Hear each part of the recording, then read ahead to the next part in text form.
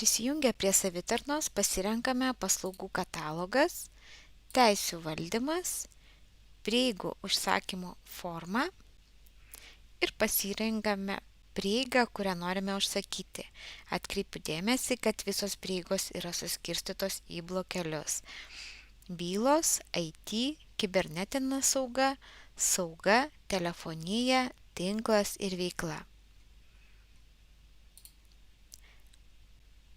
Parašome pagrindimą dėl prieigų poreikio.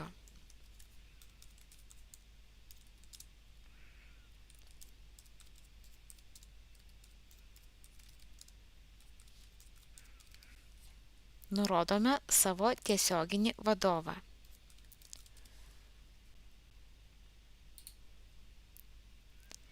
Jei reikia, pridedame dokumentą, spaudžiame peržiūrėti ir pateikti. Dar kartą patikriname, ar užsisakėme tas prieigas, kurių iš tikrųjų reikia, ar nurodytas teisingas tiesioginis vadovas ir spaudžiame pateikti.